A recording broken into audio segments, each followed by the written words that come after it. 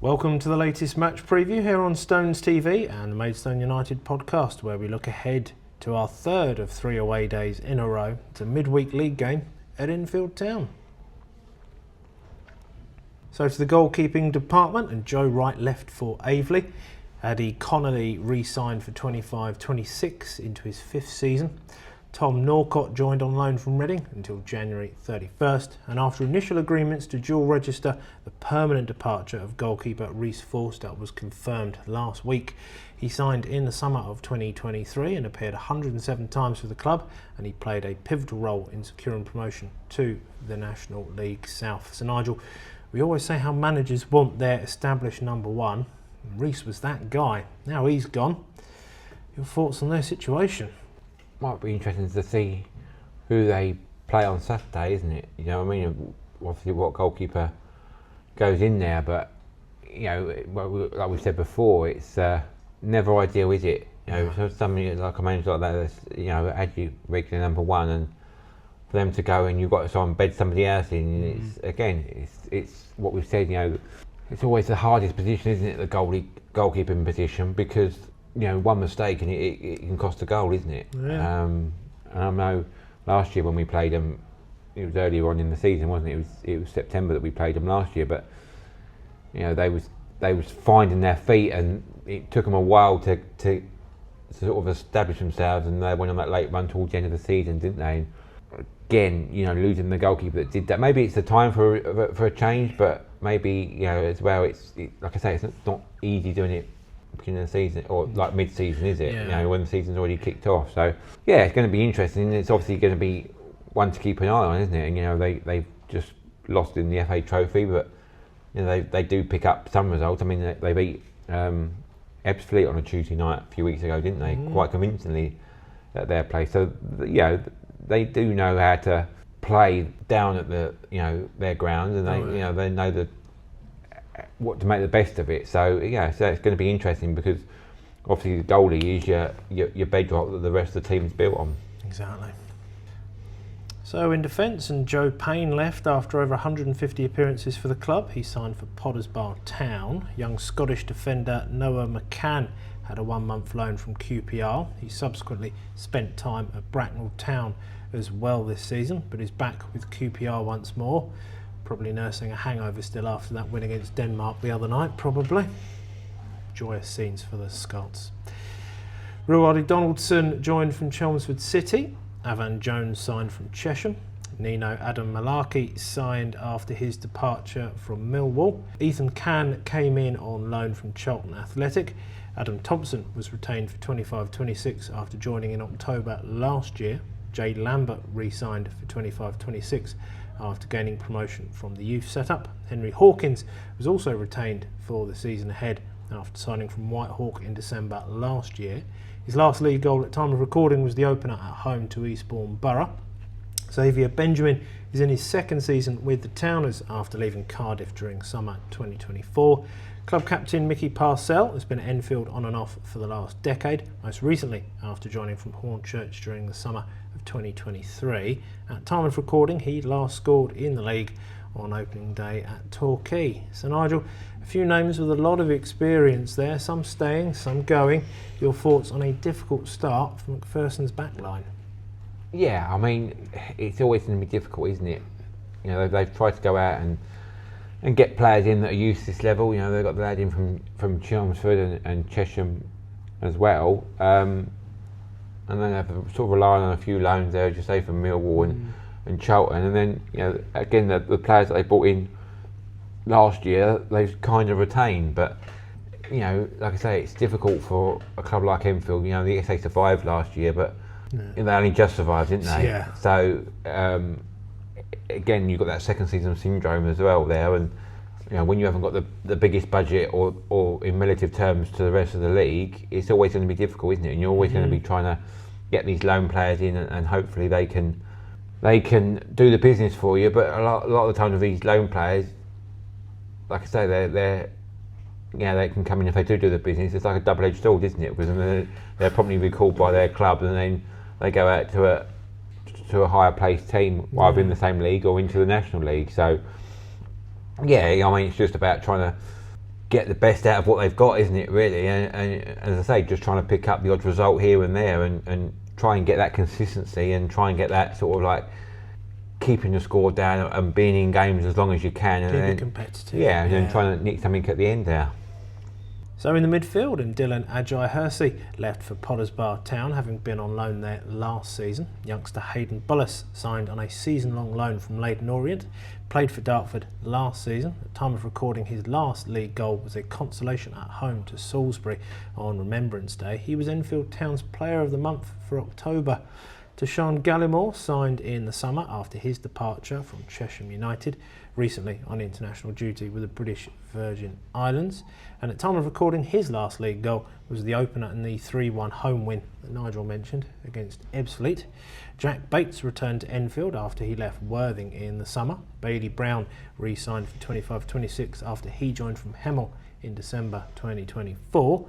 At time of recording, his last league goal was the opener in their win at Tunbridge at the start of September.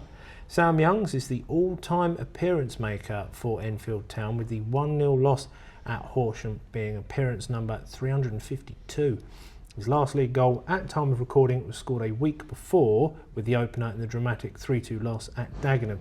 His 350th appearance, if you like some maths in your previews. You know I do.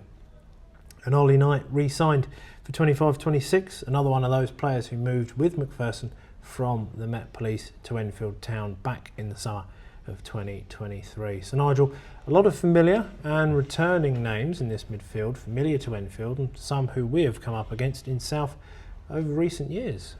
Yeah, again, it's just, that's literally what I've just said about the defence there, isn't it? It's just about trying to find those experience, get that sort of balance in the midfield, isn't it? I mean, you know what Sam Youngs brings. He's got the all-time appearance record for Enfield. He's been there for years. He's sort of like their talisman, isn't he? Yeah. You know, he always gets a lot of goals from midfield, which isn't a bad place to be if you can get that quantity of goals from a midfield player on a regular basis.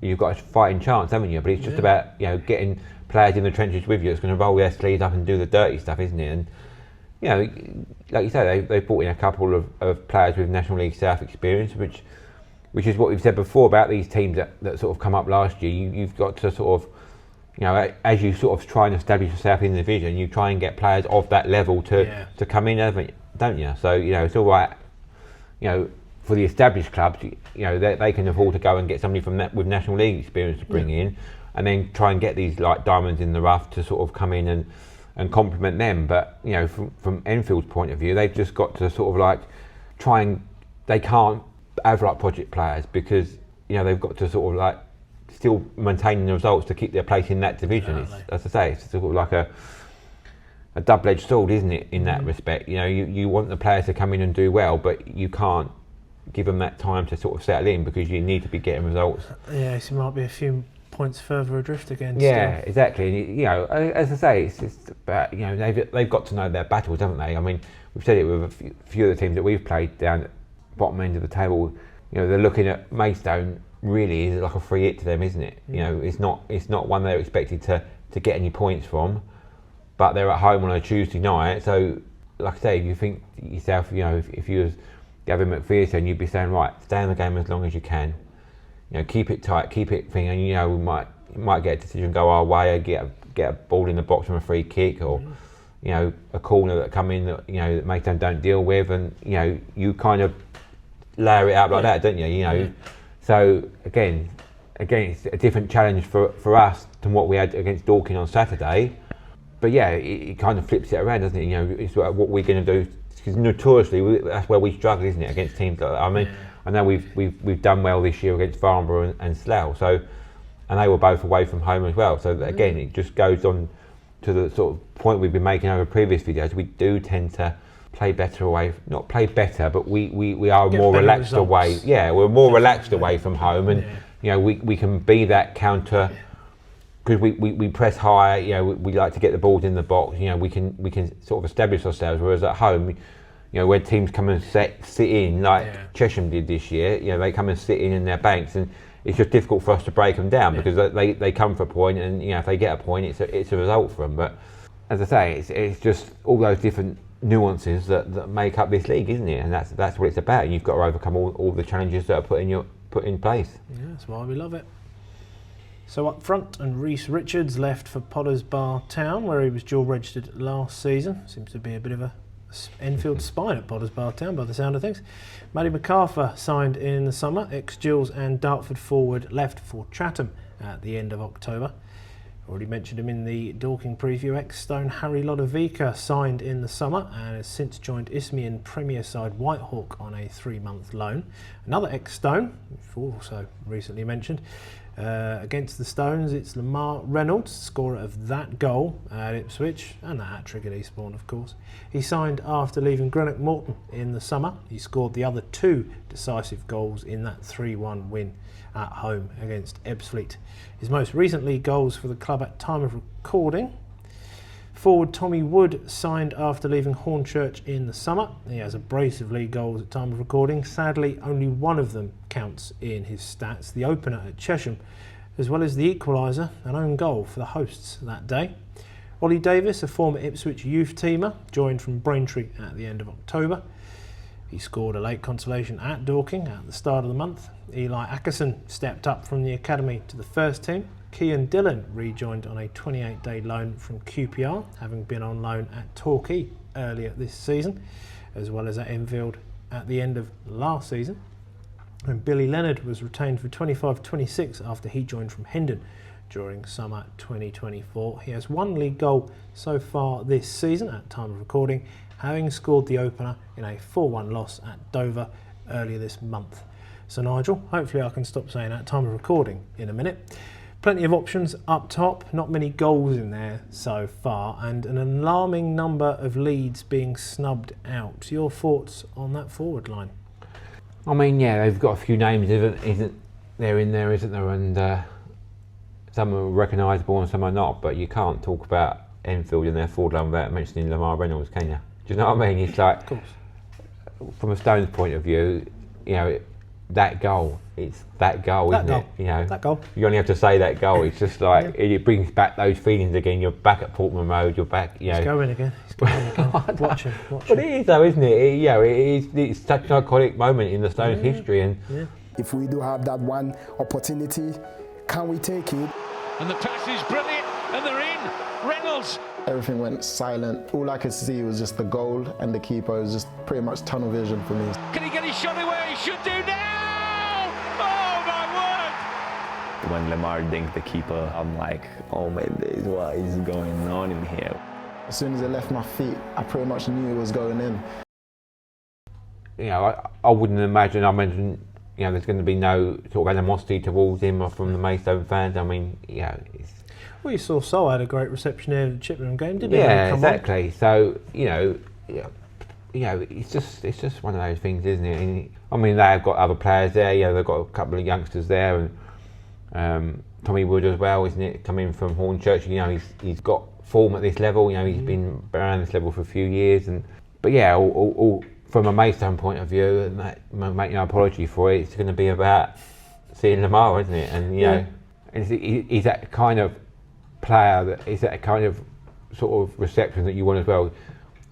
You know, you want him to get a goal, as long as we're like 3 or 4, you know, to the good. You know, when we're comfortable, you're like, oh, give Lamar a goal. You know, I'm sure George will probably want a clean sheet. To be fair, at that well, stage, yeah, I know, of course he does. But you know, as football, looking at it as football from the wider scheme of things, you know, we never really had a chance to say goodbye, did we? Do you know what I mean? For somebody that's played such an iconic part in our most recent history, I'm sure it'd just get a warm reception. It'd just be, you know, evoke those memories of Portman Road, as I say.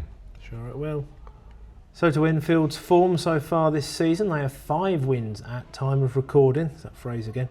2 of those came in the FA Cup. Ironically, one of those was against Enfield. The other was a 5-1 home win where they made mincemeat of Corn. Not apologising for that one. They also managed league wins against Tunbridge, Chippenham and Ebbsfleet. Their most recent match was a 3-0 loss at Harborough in the FA Trophy. They hosted fellow strugglers on Saturday before we recorded this episode. Only one win in 10 before that Farnborough 6-pointer. That last win was the previously mentioned home triumph against Ebbsfleet. So, Nigel, poor form aside, they do have a knack against Kentish sides this season. So what odds on a third Kent win for the Towners? Well, yeah, I mean, say you've got to take each game in isolation, haven't you? And it is about what we do. I say it's going to present a different challenge to what Dorking posed us on Saturday, and hopefully we can sort of get the points that we want. You know, but it's all about just trying to establish yourself on the game, isn't it? You know, like we said, we've said in our previous videos when we was away to Farnborough and Slough, get the early goal. You know, the home side will have a little bit of pressure, but it's about managing that, isn't it? You know, doing the basics right, and I say just hopefully putting in a solid professional performance and coming away with the 3 points. That's the idea.